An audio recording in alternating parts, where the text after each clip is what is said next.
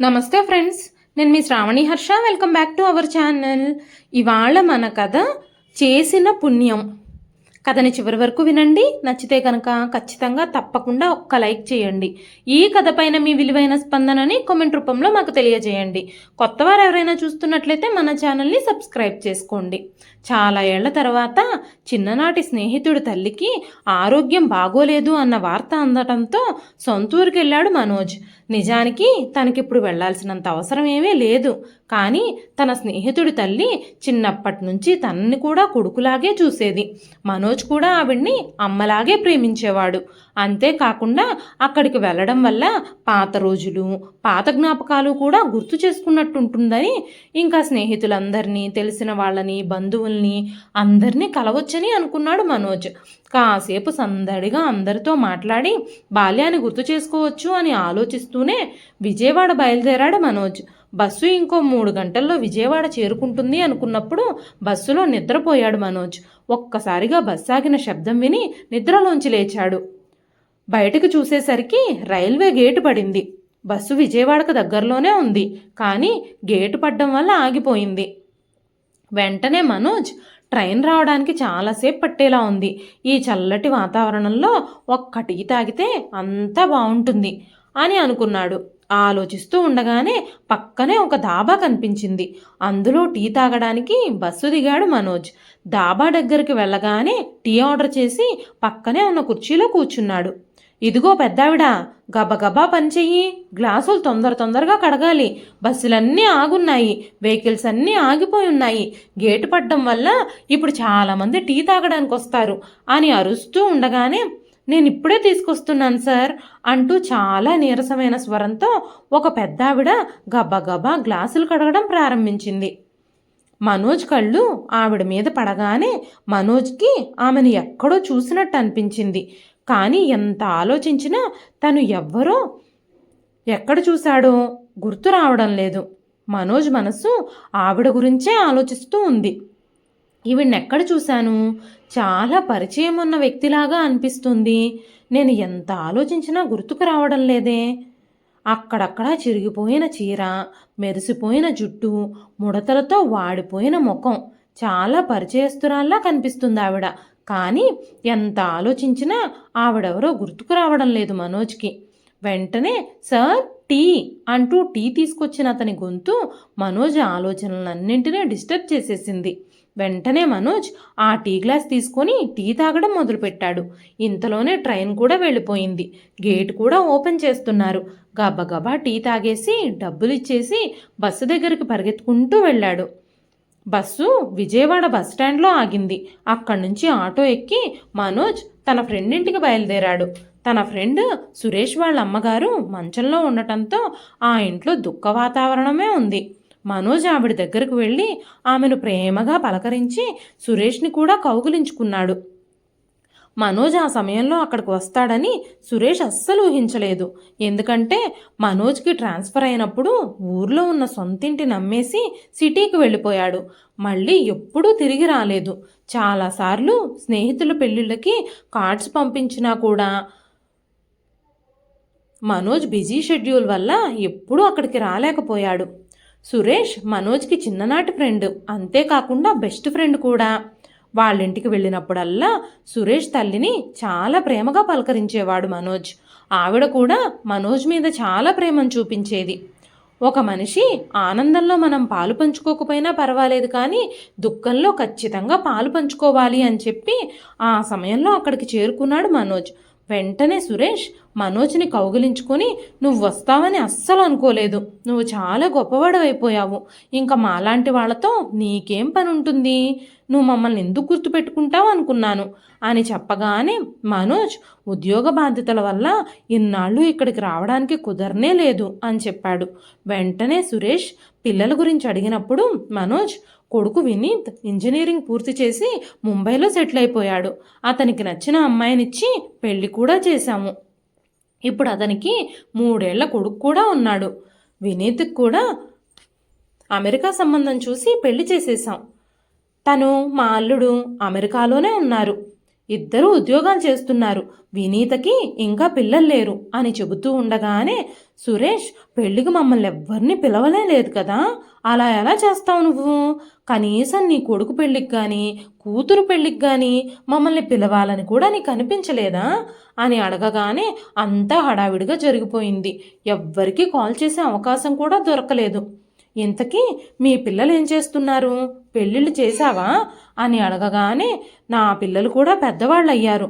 కొడుకు ఉద్యోగ ప్రయత్నాల్లో ఉన్నాడు, కూతురు ఇంకా చదువుకుంటూనే ఉంది అని చెప్పగానే మనోజ్ సరే మంచిది అని బదులిచ్చాడు. మనోజ్ ఇంకా సురేష్తో మాట్లాడుకుంటూ ఉండగానే సురేష్ భార్య భోజనానికి అన్ని ఏర్పాట్లు చేసింది. భోజనం అయ్యాక పక్క వీధిలోనే ఉన్న తన ఇంటికి బయలుదేరాడు మనోజ్. ఆ ఇల్లు ఆల్రెడీ మనోజ్ అమ్మేశాడు. కానీ ఒక్కసారి తన చిన్ననాటి జ్ఞాపకాలు తిరిగి గుర్తు చేసుకోవడం కోసం ఆ ఇంటికి వెళ్ళాలనుకున్నాడు. మనోజ్ ఆ ఇంటి ముందుకు వెళ్ళాడు. అక్కడికి చేరుకోగానే సరిగ్గా ఇంటి ముందు ఆగి నిలబడి బాల్యంలో తను గడిపిన రోజులన్నింటినీ గుర్తు చేసుకోవడం మొదలుపెట్టాడు. ఆ ఇంటి ముందు ఆడుకున్నవి, అల్లరి చేసినవి ప్రతి విషయం కళ్ళ ముందు కనిపిస్తున్నాయి. అప్పుడే ఆ ఇంటి యజమాని బయటకొచ్చాడు. తను మనోజ్ని గుర్తుపట్టి గౌరవంగా ఇంట్లోకి పిలిచాడు. ఇంట్లోకి వెళ్ళి కూర్చున్న తర్వాత కాసేపటికి మనోజ్ కళ్ళు సరిగ్గా ఆ ఇంటి ఎదురుగా ఉన్న ఒక ఇంటి మీద పడ్డాయి. బయట నుంచి ఆ ఇల్లు చాలా మారిపోయింది. అది మనోజ్ పెద్దనాన్న కొడుకైన రాజారాం అన్నయ్య ఇల్లు. మనోజ్ ఆయన్ని అన్నయ్య అని పిలిచేవాడు, కానీ ఆయన వయసు మనోజ్ కంటే చాలా పెద్దది. రాజారాం మొదటి భార్య చనిపోవటంతో రాజారాం అన్నయ్య ఆయన వయసులో సగం వయసున్న రూప అనే అమ్మాయిని పెళ్లి చేసుకున్నాడు. వెంటనే మనోజ్ ఆ ఎదురింట్లో ఇంకా రూపా వదిన, రాజారాం అన్నయ్య ఉంటున్నారా అని అడిగినప్పుడు శివకృష్ణ గారు వెంటనే ఆయన అనారోగ్యం కారణంగా చాలా డబ్బులు ఖర్చు పెట్టిన తర్వాత ఆయన చనిపోయారు. వాళ్ళిద్దరికీ పిల్లలు కూడా లేరు. చుట్టాలెవ్వరూ వాళ్ళ బాధ్యతలు తీసుకోవడానికి ముందుకు రాకపోవటంతో ఉన్న ఆస్తిపాస్తులన్నీ భర్త ఆరోగ్యం కోసం, హాస్పిటల్ ఖర్చుల కోసమే ఆవిరైపోవటంతో నిస్సహాయురాలైపోయిన రూప ఇప్పుడు హైవేలో ఒక దాబాలో పాత్రలు కడుగుతూ జీవనోపాధి పొందుతుందని చెప్పారు. ఆ దాబా యజమాని 2 పూట్ల భోజనం, కొంత జీతము ఇచ్చేవాడు. ఇప్పుడు అదే ఆవిడ జీవనాధారం అని చెప్పారు. ఆ మాటలు వినగానే మనోజ్కి చాలా బాధగా అనిపించింది. దేవత లాంటి తన వదిన గురించి అలాంటి మాటలు వినగానే మనోజ్కి కాళ్ళ కింద నేల జారిపోయింది.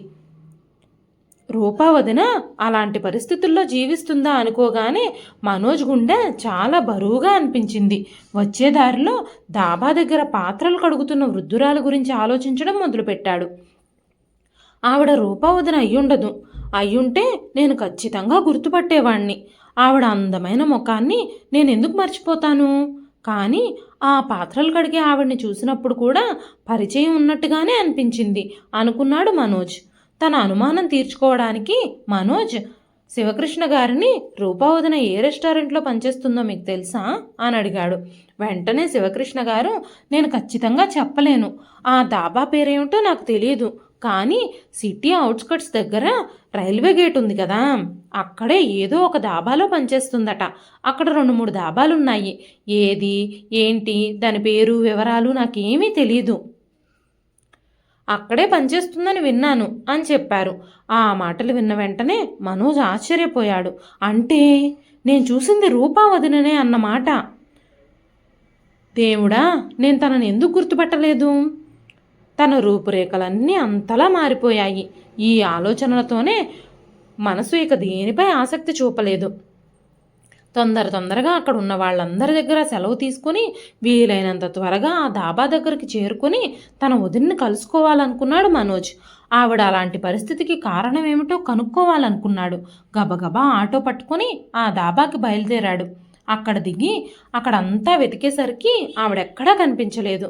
అప్పుడు ఉదయం తనకి టీ ఇచ్చిన పిల్లాడిని పిలిచి, పొద్దునిక్కడ గ్లాసులు శుభ్రం చేస్తున్న పెద్దావిడ ఎక్కడా అని ఆ అబ్బాయిని అడిగాడు. ఆ అబ్బాయి మనోజ్ని దాబా వెనక్కి తీసుకెళ్లాడు. అక్కడ రూపా వదిన ఒక పెద్ద పాత్రల కుప్ప వేసుకొని వాటిని శుభ్రం చేస్తూ ఉంది. ఆవిడ దృష్టి ఆ పాత్రల మీదే ఉంది కాబట్టి మనోజ్ని చూడలేదు ఆవిడ. ఈసారి మనోజ్ ఆవిడ ముఖాన్ని జాగ్రత్తగా చూశాడు. చాలాసేపు పరిశీలించిన తర్వాత వెంటనే ఆవిడని గుర్తుపట్టాడు. ఈవిడ మా వదినే అనుకున్నాడు. మా అన్నయ్య భార్య ముఖం ఇంతలా మారిపోయింది. తను ఇలాంటి పరిస్థితుల్లో బ్రతకాల్సి వస్తుందని నేను కలలో కూడా ఊహించలేదు. అప్పట్లో మనోజ్ కుటుంబం చాలా ఆర్థిక ఇబ్బందులతో సతమతమవుతూ ఉండేది. కానీ తన రాజారామన్నయ్య మాత్రం అప్పట్లో కాస్త సంపన్న వ్యక్తి. డబ్బుకి ఆస్తికి ఎలాంటి కుదువ లేదు. అలాంటిది వదినకి ఇలాంటి పరిస్థితి ఎందుకు వచ్చిందో మనోజ్కి అర్థం కావడం లేదు. వదినా వదినా అంటూ పిలవగానే రూప తలపైకెత్తి మనోజ్ని గుర్తించడానికి ప్రయత్నించింది. కానీ బహుశా మనోజ్కి కూడా జుట్టు మెరిసిపోవడం వల్ల రూప మనోజ్ని గుర్తించలేకపోయింది. వెంటనే మనోజ్, వదినా, నేను మా రాజారామన్నయ్య తమ్ముణ్ణి మనోజ్ని గుర్తుపట్టావా అని అడగగానే మనోజ్ అనే పేరు వినగానే వెంటనే గుర్తుపట్టారు రూప. చాలా సంవత్సరాల తర్వాత కలిశాము. నీ జుట్టు అక్కడక్కడ మెరిసిపోయి చాలా మారిపోయావు నువ్వు. అందుకే గుర్తుపట్టలేకపోయాను. నువ్వెక్కడుంటున్నావు, ఎలా ఉన్నావు, నేను ఇక్కడున్నాననే విషయం నీకెలా తెలిసింది అంటూ మనోజ్ని అడిగింది రూప. చేతులు కడుక్కొని లేచి ఆ చిరిగిపోయిన చీర కొంగుతో చేతులు తుడుచుకుంటూ, నువ్వు ఇక్కడికి ఎలా వచ్చావు బాబు? అసలు నువ్వు హైదరాబాద్ వెళ్ళిపోయి చాలా ఏళ్ళు అవుతుంది కదా. అప్పటి నుంచి నీకు సంబంధించిన సమాచారం ఏమీ లేదు. మీ అన్నయ్య నన్ను విడిచిపెట్టి వెళ్ళిపోయాడు. అప్పుడు కూడా నీకు తెలియజేయడానికి నీకు సంబంధించిన ఫోన్ నెంబర్ కానీ అడ్రస్ కానీ మా దగ్గర లేవు అంటూ కన్నీళ్లతో మాట్లాడింది రూప. వెంటనే మనోజ్, నా ఫ్రెండ్ వాళ్ళ అమ్మకి ఒంట్లో బాగోలేదని విని ఈరోజు నేను ఇక్కడికి వచ్చాను. అప్పుడే అన్నయ్య గురించి కూడా తెలిసింది అంటూ మనోజ్ చెప్పగానే వెంటనే రూప, నువ్వు ఊరు నుంచి వెళ్ళిపోయిన దగ్గర నుంచి అందరితో అన్ని బంధాలు తెంచేసుకున్నావు.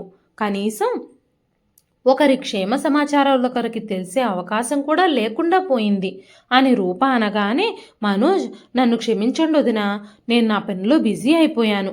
అసలు ఊరికొచ్చే సమయమే దొరకలేదు. నేను అప్పుడప్పుడు ఇక్కడికి వస్తూ ఉంటే మీకు ఇలా జరిగేదే కాదు అన్నాడు మనోజ్. వెంటనే రూప, నీకు రావాలంటే సమయం ఎందుకు దొరకదు? సాకులు వెతుక్కోవాలంటే ఎన్నైనా కనిపిస్తాయి. నువ్వు ఈ ఊరు వదిలి వెళ్ళగానే మా అందరితో బంధాలు తెంచేసుకున్నావు.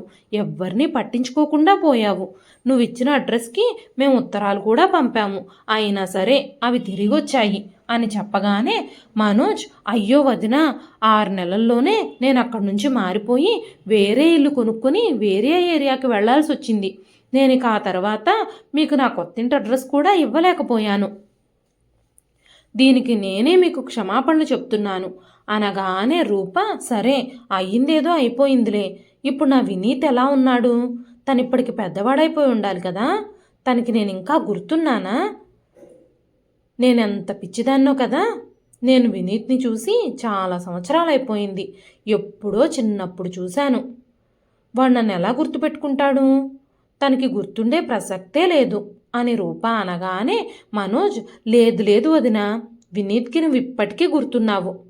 తను నిన్ను ఎలా మర్చిపోగలడు? నీ గురించే ఎప్పుడూ మాట్లాడుతూ ఉంటాడు. తను నిన్ను ఒక్క క్షణం కూడా మర్చిపోడు. నువ్వు వినీత్ని కన్న తల్లి కంటే ఎక్కువగా ప్రేమించేదానివి. రమ ఎప్పుడైనా వినీత్ని కొడుకులాగా ఫీల్ అయిందా? ఎప్పుడూ శత్రువులాగానే చూసేది. వినీత్కి తల్లి ప్రేమ ఎలా ఉంటుందో తెలిసింది అంటే అది నీ వల్లే కదా. సరే, ఆ విషయాలన్నీ పక్కన పెట్టు. అసలు నువ్వు నాకు ఈ విషయం చెప్పు. నువ్వు ఇలాంటి పరిస్థితికి ఎందుకు వచ్చావు? మా అన్నయ్య ఎప్పుడు చనిపోయాడు? మీకున్న ఆస్తంతా ఏమైంది? అసలు నువ్వు రోడ్డున పడాల్సిన పరిస్థితి ఎందుకు వచ్చింది అని అడిగాడు మనోజ్. వెంటనే రూప, ఆ విషయాలేవీ నన్ను అడగొద్దు. ఆ విషయాలు నేను మళ్ళీ గుర్తు చేసుకొని బాధపడాలి అని అనుకోవడం లేదు. మీరు వెళ్ళాక నా జీవితం మొత్తం మారిపోయింది. కొద్ది రోజులంతా బాగానే గడిచింది. ఏం జరిగిందో తెలీదు.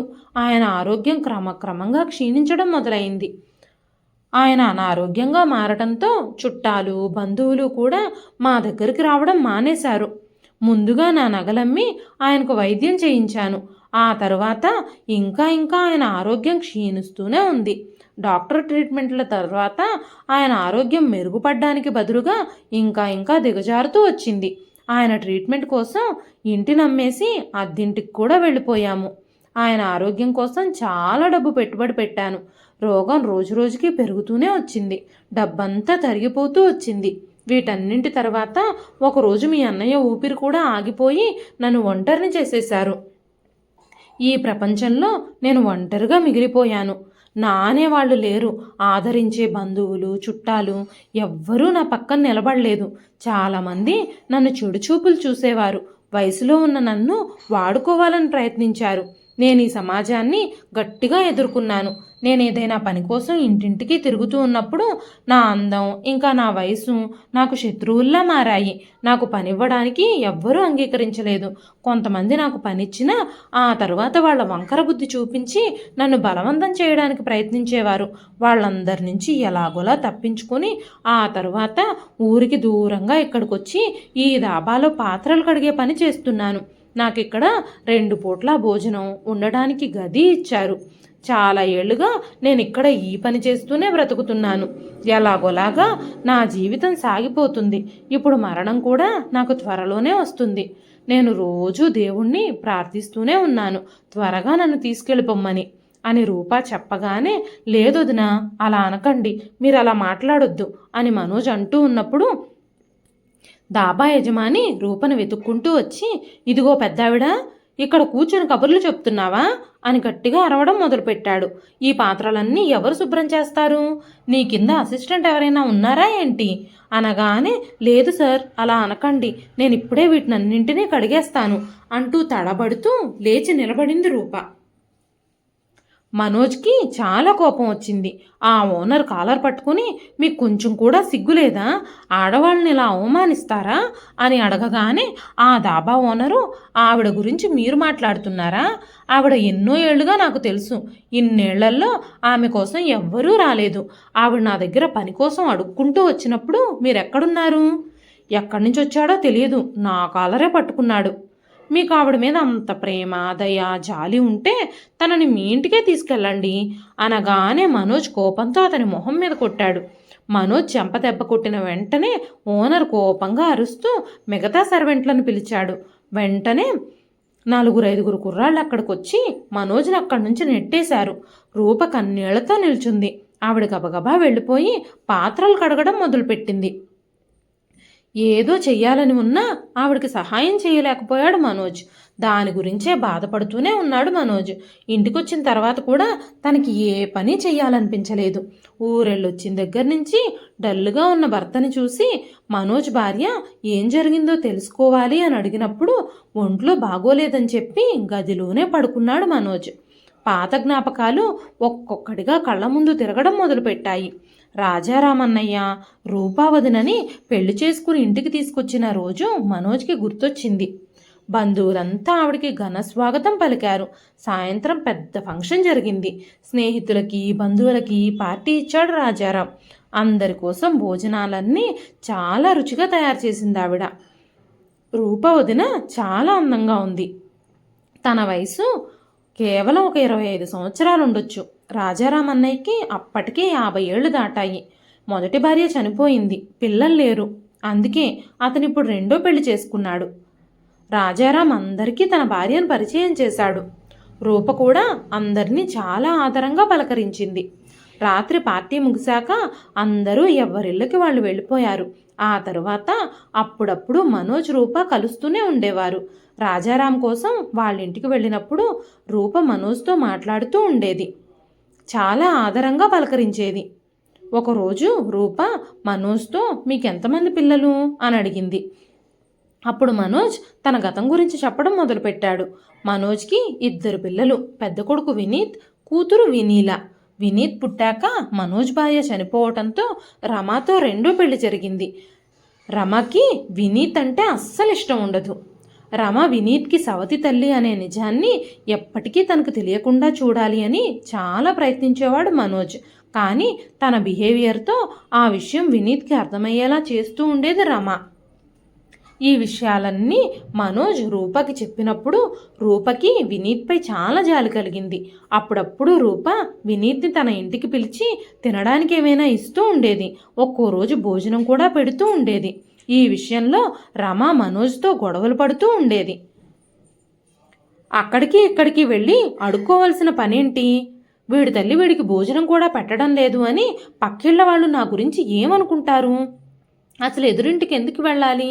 వాళ్ళ ఇంట్లో భోజనం ఎందుకు చెయ్యాలి అంటూ వినీత్ గురించి చాడీలు చెప్పి గొడవ పడేది రమ. వినీత్ని మనోజ్ పిలిచి అడిగినప్పుడు అమ్మ నాకు భోజనం పెట్టలేదు, అందుకే పెద్దమ్మ దగ్గర తిన్నాను అని చెప్పేవాడు. అమ్మ నాకు ఒక్కోసారి రాత్రంతా కూడా అన్నం పెట్టదు, ఇప్పుడైతే పెద్దమ్మ పిలిచి మరీ అన్నం పెడుతుంది. ఎదురింట్లో ఉండే పెద్దమ్మ నన్ను చాలా బాగా చూసుకుంటుంది అని సమాధానం చెప్పేవాడు. పెద్దమ్మ నన్ను చాలా ప్రేమిస్తుంది, అంతేకాకుండా చదువుకోవడంలో కూడా నాకు చాలా సహాయం చేస్తుంది. హోంవర్క్ చేసేటప్పుడు నాకు చాలా హెల్ప్ చేస్తుంది. ఇంతకుముందు స్కూల్లో నేను హోంవర్క్ సరిగ్గా పూర్తి చేయలేకపోవడం వల్ల నేను చాలాసార్లు దెబ్బలు తినాల్సి వచ్చేది. కానీ ఇప్పుడు పెద్దమ్మ నాతో చాలా ప్రేమగా హోంవర్క్ చేపిస్తుంది. అక్కడ నాకు చదువుతో పాటు భోజనం కూడా పెడుతుంది అని చెప్పాడు వినీత్. తన కొడుకు మాటలు విన్నప్పుడు మనోజ్కి రూపవదన మీద చాలా గౌరవం పెరిగింది. వెంటనే మనోజ్, సరే నువ్వు ఇక వెళ్ళి ఆడుకో అని చెప్పాడు. వినీత్ అక్కడి నుంచి వెళ్ళిపోయిన తర్వాత మనోజ్ రమాతో, రమా, వినీత్ని నువ్వు ఎందుకు జాగ్రత్తగా చూసుకోవడం లేదు? తను చిన్నపిల్లాడు, నువ్వు సరిగ్గా భోజనం పెట్టకపోతే, ప్రేమ చూపించకపోతే తను వేరే వాళ్లలో ఆ ప్రేమను వెతుక్కుంటాడు. ఈ మాటలు వినగానే రమ మనోజ్పై విరుచుకుపడింది. అవును, నేను సవతి తల్లిని. నేనెంత చూసినా అందరూ నన్ను చూడలేదనే అంటారు. ఎంత ప్రేమించినా నేను సవతి తల్లిని సవతి తల్లి అని అంటారు. సవతి తల్లి ఎప్పటికీ సొంత తల్లి కాలేదు అంటూ ఇష్టం వచ్చినట్టు మాట్లాడింది. వినీత చాలా చిన్నపిల్ల. నాకింట్లో తన పనులు ఎన్ని ఉంటాయి? ఇంట్లో నాకు పనిలో సహాయం చేసేవాళ్ళు కూడా ఎవ్వరూ లేరు. రోజంతా నేను పని చేస్తూనే ఉండాలి. పాప పనులు కూడా చూసుకోవాలి. సాయంత్రం కూర్చొని చదువుకోమని వినీత్తో నేను చాలాసార్లు చెప్పాను. అలాంటప్పుడు తను వాళ్ళింటికి వెళ్ళడం ఎందుకు అనగానే మనోజ్, నువ్వు ఈ విషయాన్ని అంత పెద్ద చేయాల్సిన పని లేదు. తను వినీత్కి చదువుకోవడంలో సహాయం చేస్తుంది. చిన్న పిల్లాళ్ళ భావించి తినడానికి ఏమైనా ఇస్తుంది. అందులో నువ్వు చెడుగా ఫీల్ అవ్వడానికి ఏమీ లేదు. నువ్వు వాళ్ళింటికి వెళ్లే ముందే వినీత్కి కడుపు నిండా భోజనం పెట్టి పంపించు. దానివల్ల వాళ్ళు ఏమైనా తినమని అడిగినా కూడా నేను ఇంట్లో తినొచ్చాను అని చెప్తాడు మన వినీత్. ముందుగా తనని ఆకలితో మార్చడం ఎందుకు? వేరే వాళ్ళ దగ్గర తిన్నాడని కంప్లైంట్స్ ఎందుకు అని మనోజ్ అనగానే రమ ఇంకేమీ మాట్లాడలేక మౌనంగా నిలబడింది. రోజులు సంవత్సరాలు గడిచాయి. వినీత్ రూపకి చాలా దగ్గరవుతున్నాడు. రూపకి కూడా వినీత్పై చాలా ప్రేమ పెరిగింది. రమ ముందు వినీత్ రూప గురించి ఏమీ మాట్లాడేవాడు కాదు. మనోజ్ ఒంటరిగా ఉన్నప్పుడు తన పెద్దమ్మ గురించి చాలా విషయాలు మనోజ్తో చెప్పేవాడు.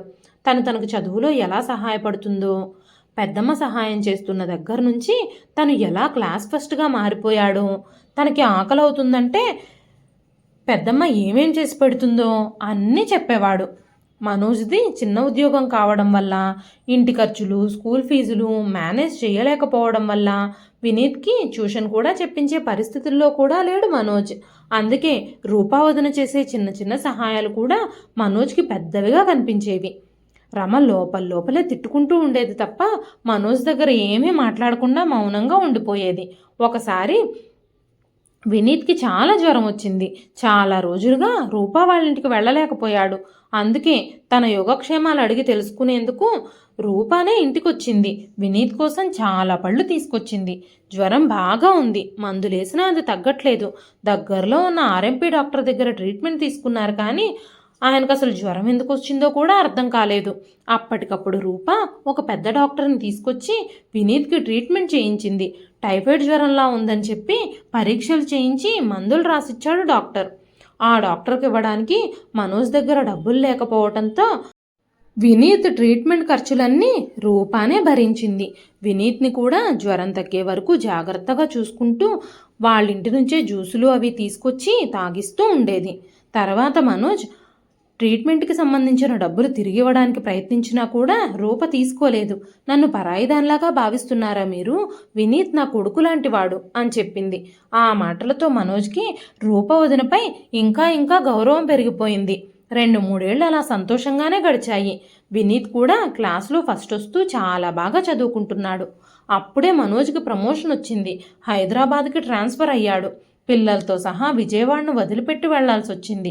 వెళ్ళేటప్పుడు మనోజ్ తన అన్నయ్యను కౌగిలించుకొని చాలాసేపు ఏడ్చాడు. రూపవదన కూడా వాళ్ళకి వీడ్కోలు చెప్పడానికి కన్నీళ్లతో వచ్చింది. వినీత్ తన పెద్దమ్మని కౌగిలించుకొని చాలాసేపు ఏడ్చాడు. కొన్ని రోజులు వాళ్ళిద్దరి మధ్య ఉత్తర ప్రత్యుత్తరాలు నడిచాయి. ఒక 6 నెలల తర్వాత మనోజ్ ఊర్లో ఉన్న ఇంటిని అమ్మేసి సిటీలో వేరే ఇల్లు కొనుక్కున్నాడు. ఆ ఇంటి అడ్రస్ ఎవ్వరికీ తెలియకపోవడంతో వాళ్ళ మధ్య సంబంధాలు పూర్తిగా తగ్గిపోయాయి. మనోజ్ కూడా అంచెలంచెలుగా ఎదుగుతూ వచ్చాడు. ఉద్యోగంలో కూడా ప్రమోషన్స్ వచ్చాయి. వినీత్ని హాస్టల్లో చేర్పించాడు. వినీత్ చదువులో చాలా హుషారుగా మారాడు.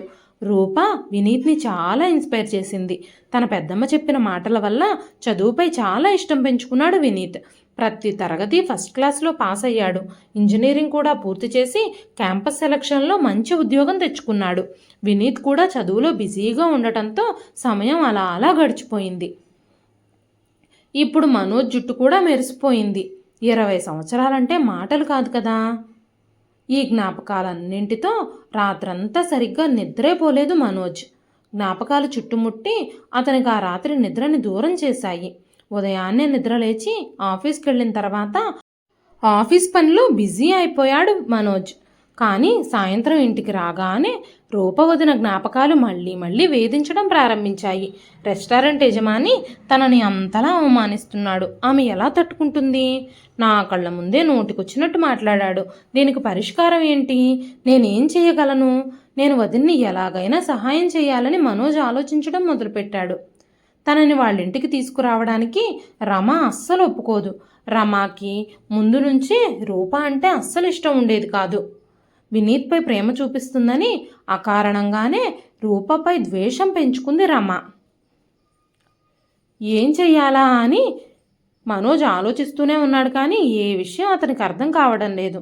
ఒక వారం రోజుల తర్వాత వినీత్ ఫోన్ చేసి వినీత్ 3 ఏళ్ల కొడుకు రేయన్ ఆరోగ్యం బాలేదని, దానివల్ల కొన్ని రోజులు అను సెలవులు తీసుకోవాల్సి వస్తుందని చెప్పాడు.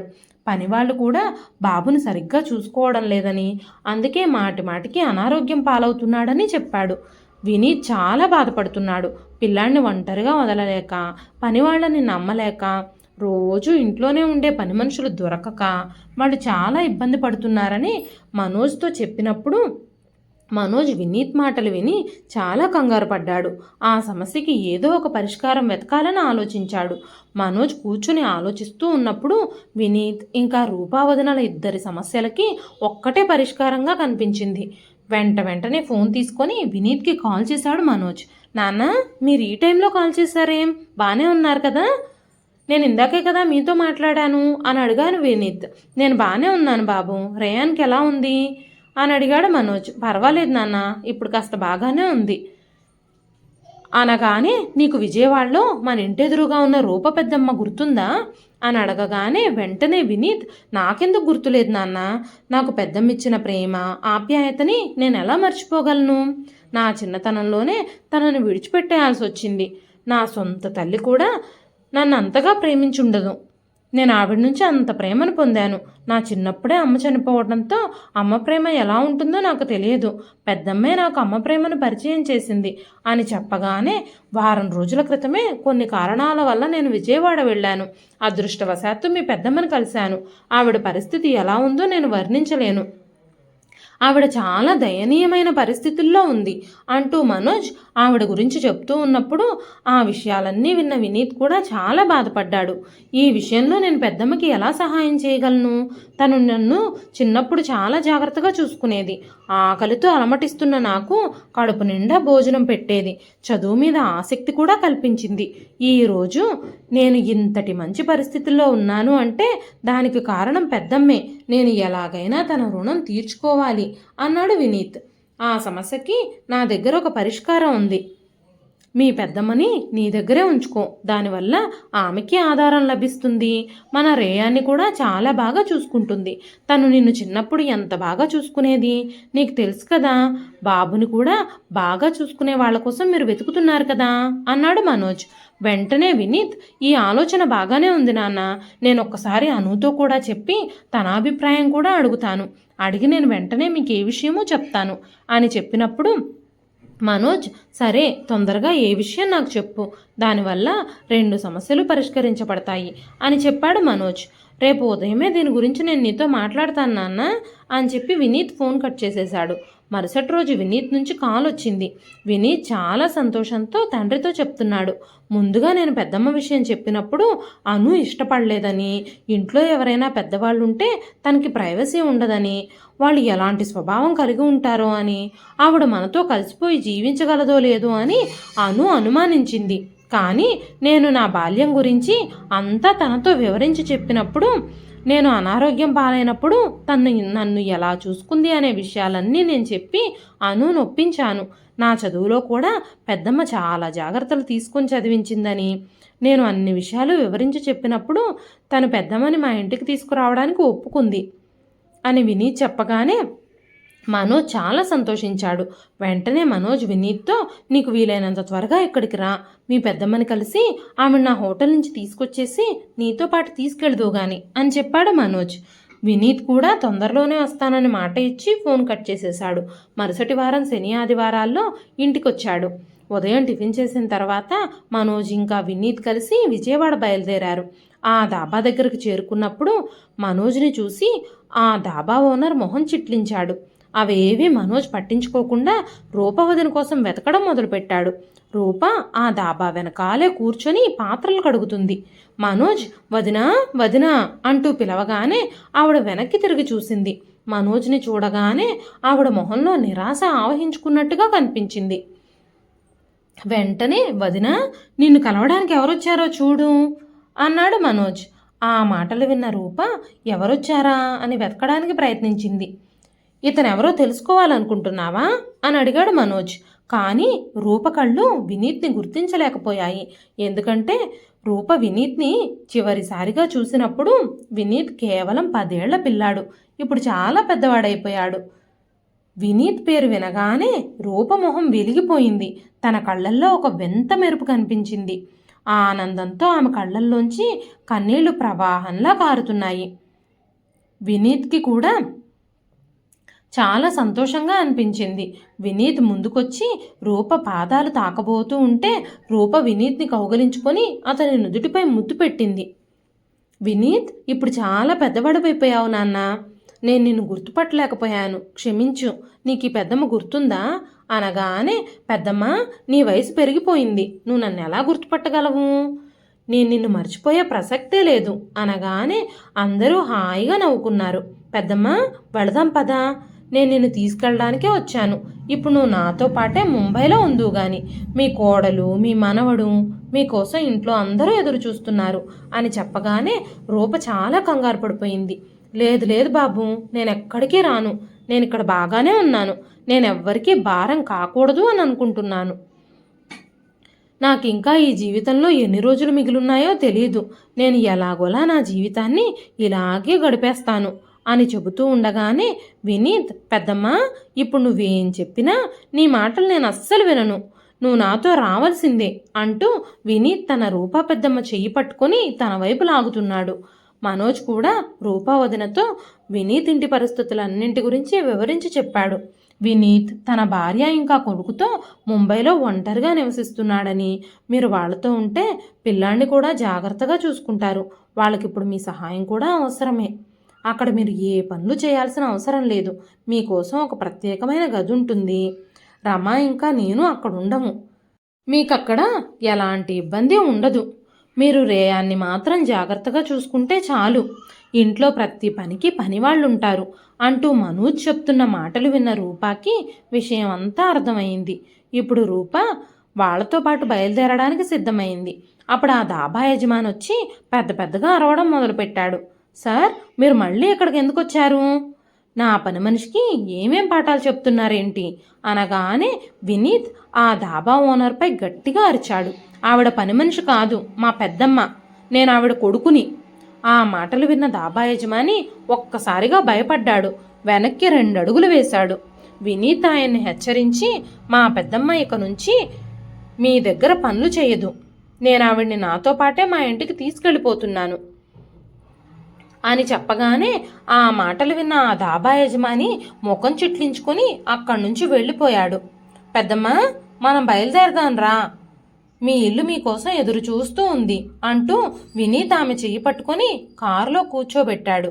అక్కడి నుంచి బయలుదేరారు అందరూ. దారిలో తన తండ్రిని దించి తన పెద్దమ్మని ముంబై తీసుకెళ్ళిపోయాడు వినీత్. అక్కడ ఇంటికి చేరుకోగానే అను వినీత్ చెప్పిన అన్ని మాటల వల్ల రూపాన్ని చూడకముందే ఆవిడ మీద చాలా గౌరవం ఇంకా అభిమానం పెంచుకుంది. ఎంతో గౌరవంగా రూపాన్ని ఇంట్లోకి ఆహ్వానించింది.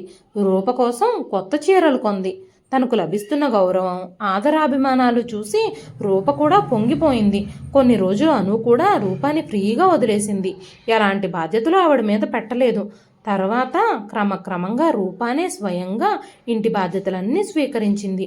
రేయన్ తన నానమ్మ సంరక్షణలో చాలా ఉల్లాసంగా ఉత్సాహంగా ఉండడం చూసి తను కూడా ఆఫీస్కు వెళ్ళడం మొదలుపెట్టింది అను.